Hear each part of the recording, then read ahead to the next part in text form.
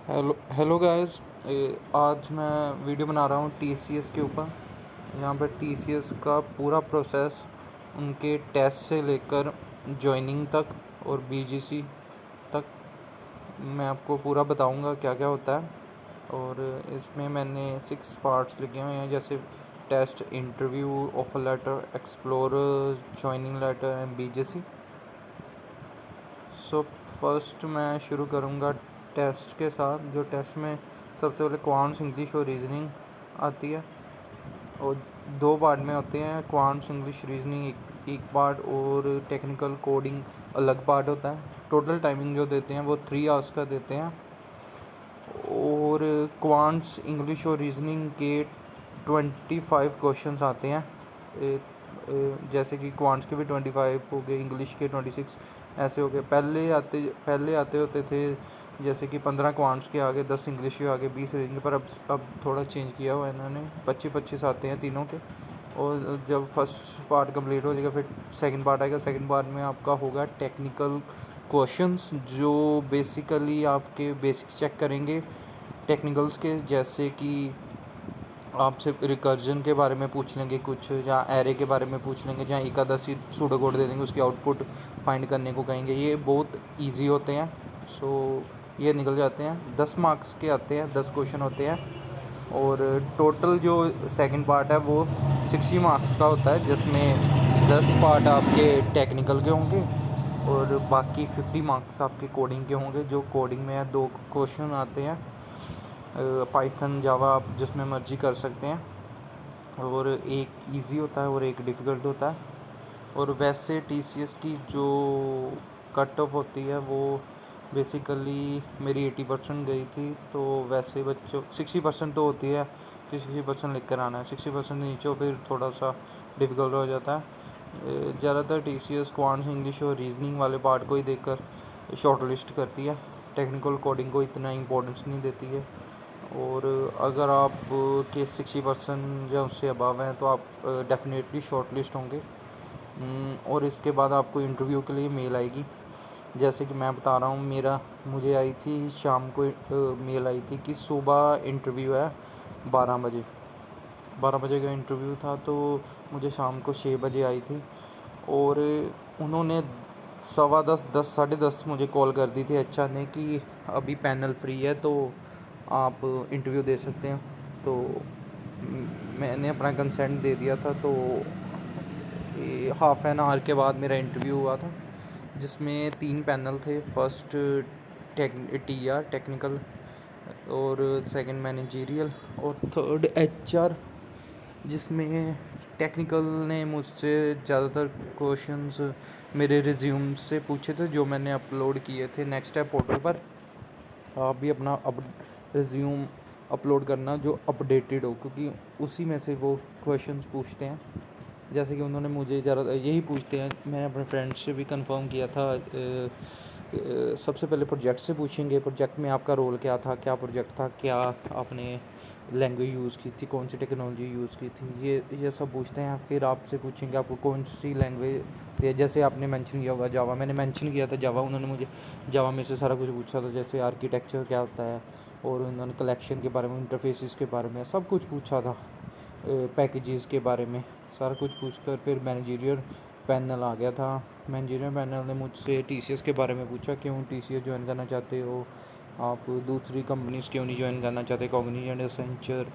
और ये टीसीएस के बारे में पूछेंगे कि करंट कौन है प्रेसिडेंट, ऐसे ऐसे पूछेंगे।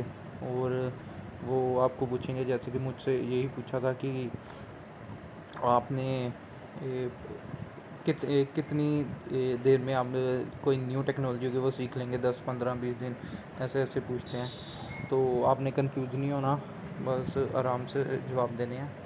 और फिर मेरा हुआ, हाँ, एचआर हुआ था। एचआर में मैम ने बस मुझसे यही पूछा था कि आप नाइट शिफ्ट कर लोगे, रीलोकेशन का कोई चक्कर तो नहीं है। फिर हाँ, फिर उन्होंने अपनी ईमेल आईडी दी थी कि अपने डॉक्यूमेंट्स यहाँ पर सेंड कर देना, क्योंकि उन डॉक्यूमेंट्स वो ऑफर लेटर जनरेट करनी होती है उन्होंने। तो कई कई मेरे फ्रेंड्स को बाद में आई थी, मैम ने मेल की थी कि अपने डॉक्यूमेंट्स सेंड कर देना। सो ऐसे हुआ था। तो फिर 2 दिन बाद ही मुझे ऑफ़र लेटर आ गई थी सिलेक्शन की। तो उसके ऑफ़र लेटर आ गई। फिर उन्होंने कहा था कि एक्सेप्ट करना है, जो कि नेक्स्ट स्टेप पोर्टल पर पड़ी होती है ऑफ़र लेटर।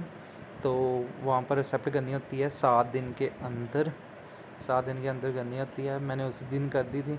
सो आपका 2 दिन बाद साथ में ही आपका बीजीसी जो है फॉर्म और डॉक्यूमेंट अपलोडिंग वाला सेक्शन वो ओपन हो जाएगा। पर आप करना मत जब तक आपको जॉइनिंग नहीं आती। इसलिए मैंने यहाँ पर भी जॉइनिंग लेटर के बाद बीजीसी लिखा है, क्योंकि अगर आप पहले अपलोड करने लगोगे और आपको पता भी नहीं होगा तो आप आगे जाके प्रॉब्लम होगी, क्योंकि उन्होंने टाइम देना है आपको अपलोड करने के लिए। और जब आपकी जॉइनिंग लेटर आएगी तब उन्होंने आपको एक इंडक्शन आपका होगा, तब उसमें आपको बताएंगे कैसे सारे डॉक्यूमेंट अपलोड करने। 2 से 3 घंटे का वो होता है। तो आपने चिल करना है, आपने कंफ्यूज नहीं होना, ठीक है, आराम से करना, कोई प्रॉब्लम नहीं होगी आपको। क्योंकि बच्चे कंफ्यूज होते हैं, मैं भी कंफ्यूज हो गया था। सो ऑफर लेटर के बाद आपका जो हैगा वो एक्सप्लोरर का शुरू हो जाएगा, जिसमें आपको इंसेंटिव मिलता है, जॉइनिंग इंसेंटिव। इसका आपके प्रोजेक्ट से कोई लेना देना नहीं है, ना ही आपके जॉइनिंग से।